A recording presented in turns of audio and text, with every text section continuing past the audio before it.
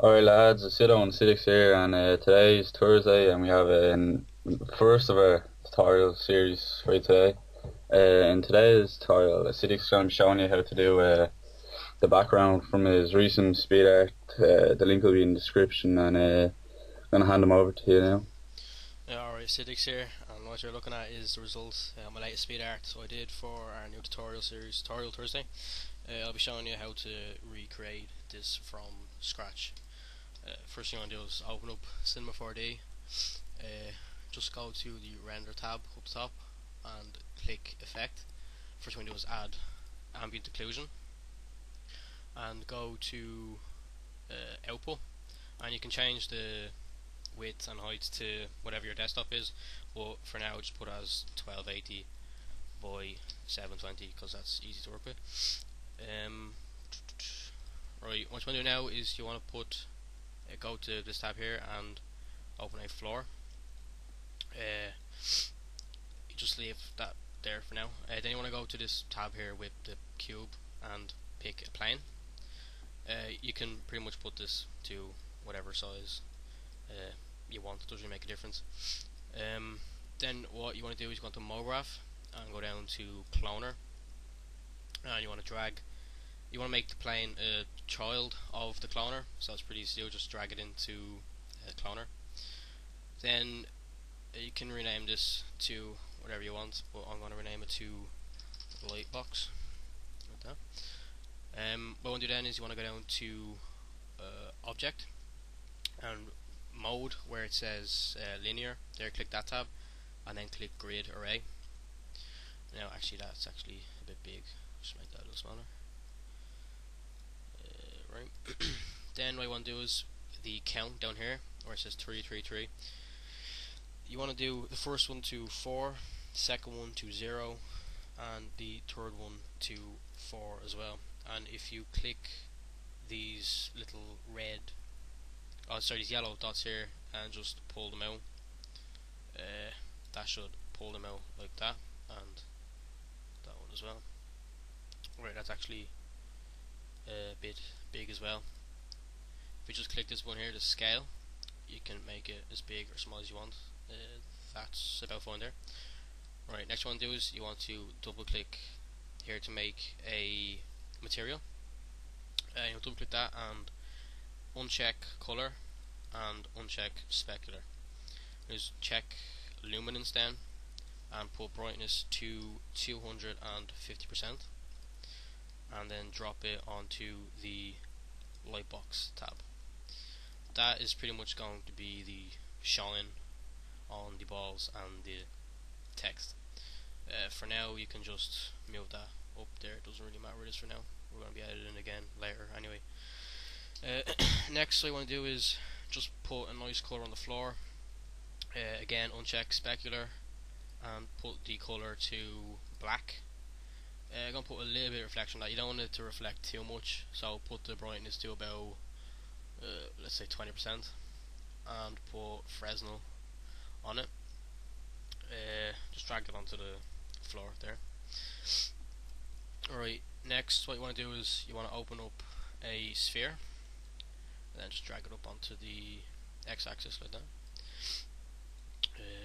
Is that on the x-axis? Yeah, it is. Right, then what you want to do is again go to MoGraph and Cloner and make the sphere a child of your second cloner. I'm just going to rename that to spheres. Right, then what you want to do is you want to go to again mode linear, switch it to grid array, and for this one you want to go 15 the first one, again 0 for the second one, and 15 for the last one. Might make your computer a bit laggy when they're all together like that, but it should be fine when you do it a second time. What you want to do then is you see these orange dots here, just pull the most furthest right one out until you can see a gap between the balls, and then this one here, just pull that one out as well, and you should get a few there. Now what you want to do, they're a bit big to be honest, you wouldn't get a very good effect of them. Just pull them up to the x-axis like that, and then what we're going to go to is spheres and coordinates, and the x-axis is going to be 0.5, y is going to be 0.5, and the last one's going to be 0.5. Now you can pull them out a little bit more, and again with these ones here, that's looking alright.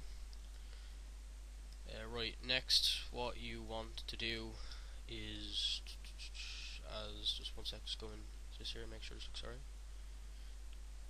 Right, make sure that your whole screen is filled up with spheres. You don't want to see any lines going down your side. Right, next what I want to do is we want to delete 8 spheres. What we're going to do is press the spheres tab here and then press C.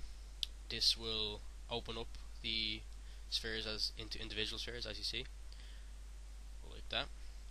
Right, now what you want to do is you want to say click on which ones we delete. Just get a nice view here. You want to click on one at a time like that and press delete for 4 of them. In fact, I'll make a 5 of each line like that. See, you've got a nice space here. Right, now what you want to do is go to MoGraph and MoText, and this is backwards for some reason. Just turn this around. If it is backwards, just go to coordinates, and that's wrong. Right, let's go on 180 degrees on height and switch P to say -90, I think. Yep, -90. And we're going to make a second one, second MoText, and pretty much do the exact same 180 degrees for that tab and -90 for that one. Right now, just I'm going to put in obviously tutorial Thursday because that's the way I have it in my one, but you can put pretty much anything you want. You can have one line of text there if you want, but this is just because my one had 2. The depth is going to be 35. Make sure it goes up onto the axis there. Actually, we'll put it back to 20, doesn't matter, looks better as 20. Bring this one up to the same axis, make sure that it's just down a little bit, make sure that they're equal lengths from the spheres, like that. You can have one crossing over because the bottom word is actually longer, so we're going to get crossing over, but it doesn't really matter. The first one, just tutorial, and the second one, Thursday, like that. I say it's actually a bit big,